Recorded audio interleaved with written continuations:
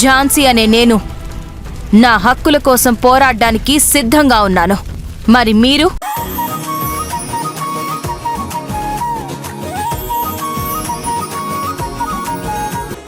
ఏమని పిలిచేదానివో గుర్తుందా చిన్ని? ఏంటి మర్చిపోయావా?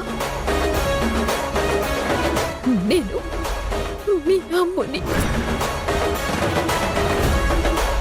ఈ రాధకి నా గురించి మొత్తం తెలిసిపోయింది. ఈ సత్య ఎవరు కాదు, చిన్నప్పుడు నాతో కలిసి పెరిగిన నా స్నేహితురాలు.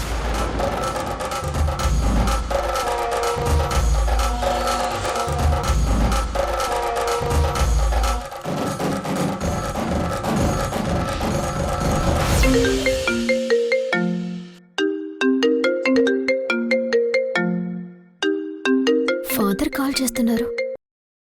హలో ఫాదర్, చెప్పండి ఫాదర్. నీ ఫ్రెండ్ డీటెయిల్స్ పంపించానమ్మా. తను ఆశ్రమం నుంచి బయటికి వెళ్ళేటప్పుడు ఫోటో పంపించాను చూడు. మనోహర్, నా చిన్నప్పటి ఫ్రెండ్ ఫోటో దొరికిందంట. నా నంబర్కి ఫోటో పంపించారంట. ఓపెన్ చేయి.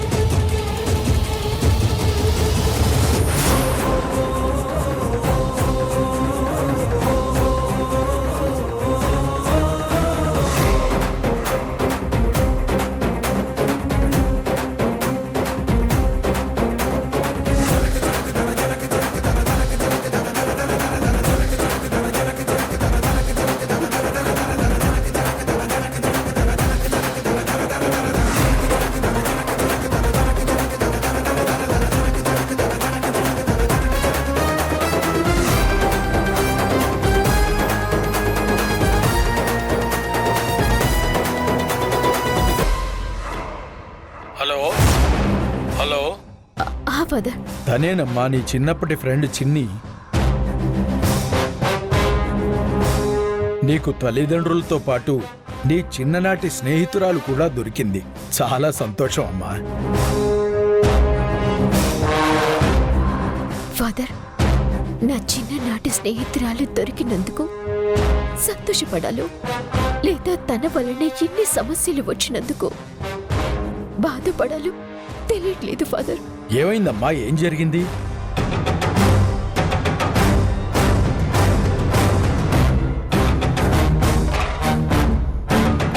నువ్వేం బాధపడద్దమ్మా.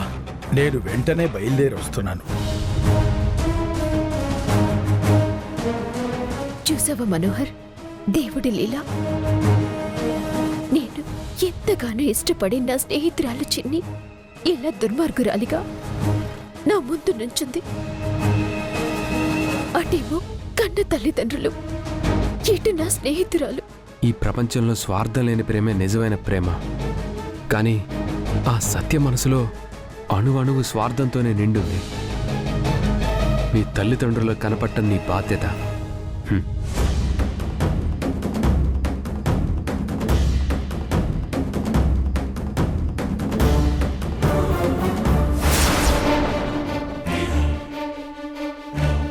ఈ రాధకి నేనే తన చిన్నప్పటి ఫ్రెండ్ అనే విషయం కూడా తెలిసిపోయింది. ఏంటి గాయత్రి నువ్వు ఇద్దరు స్నేహితురాలా? మరి ఆ విషయం గురించి ఎప్పుడు చెప్పలేదు, ఎందుకు దాచావు? నాకు ఈ రోజే తెలిసింది నాన్న. నాకు తను చిన్నప్పటి నుంచి తెలుసు ఎంత స్వార్థంగా ఉంటుందో. ఓహో, చివరికి ఇలా కూడా మ్యానిపులేట్ చేస్తున్నావా? అయినా నేనే ఈ ఇంటి కూతుర్ని అని అనడానికి నా దగ్గర ఎన్ని ఆధారాలున్నాయి. నువ్వు గాయత్రి అనడానికి నీ దగ్గర మాటలు తప్ప ఏ ఆధారాలు లేవు.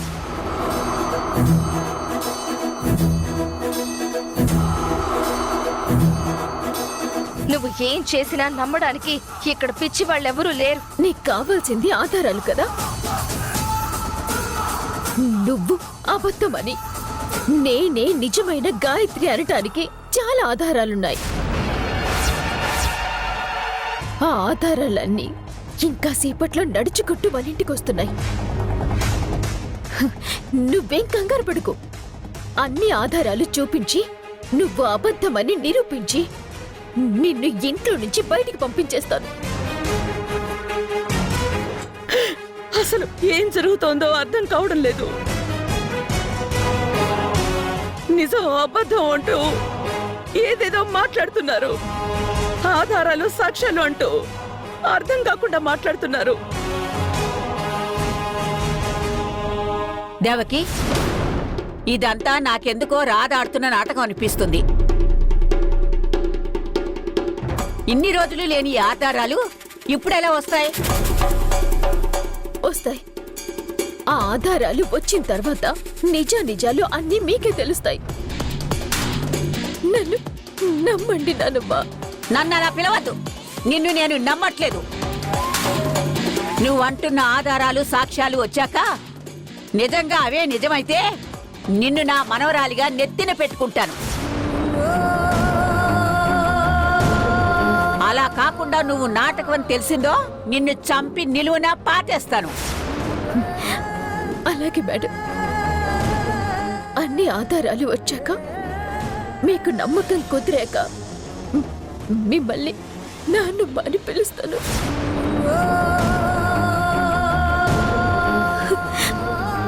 మనోహర్, ఏమైంది? 10 minutes రాదా, ఆధారాలు సాక్ష్యాలు అన్నీ వస్తున్నాయి.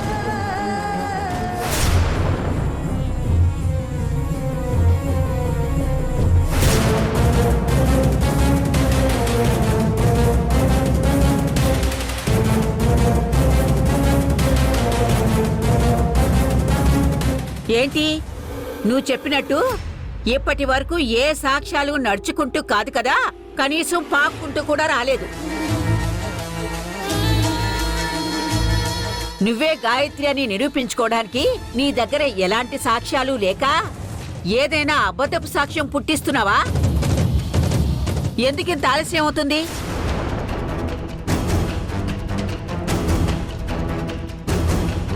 నానమ్మ, తను ఎన్ని అబద్ధపు సాక్ష్యాలు తీసుకొచ్చినా ఇక్కడ ఏవీ నిలబడవు. ఎందుకంటే నేనే గాయత్రి అనడానికి ఇప్పటికే బోల్డ్ ఆధారాలున్నాయి. అనవసరమైన అనవసరమైన టైం వేస్ట్ తప్ప. ఒక్క 2 నిమిషాలు వెయిట్ చేస్తే అన్ని విషయాలు తెలుస్తాయి. అంతవరకు కాస్త ఓపికగా ఉండు చిన్ని. ఎందుకంత హడావిడి? ఏ నిజమైనా నిలకడగా బయటికొస్తుంది.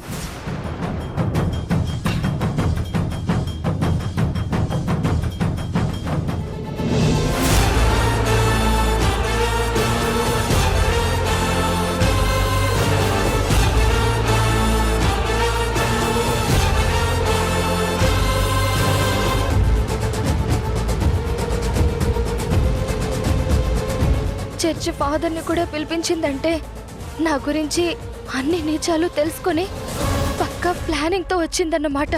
ఇప్పటి వరకు నేనే గాయత్రిని, తను కాదు అని నన్ను నేను డిఫెండ్ చేసుకుంటే సరిపోయేది. కానీ ఇప్పుడు నేను డిఫెండ్ చేసుకోవడంతో పాటు తను గాయత్రి కాదు అని ప్రూవ్ చేయాల్సిన అవసరం ఏర్పడింది. ఏంటి సత్య, నడిచొచ్చిన నిలువెత్తు సాక్ష్యాన్ని చూసి ఏం మాట్లాడాలో అర్థం కావడం లేదా?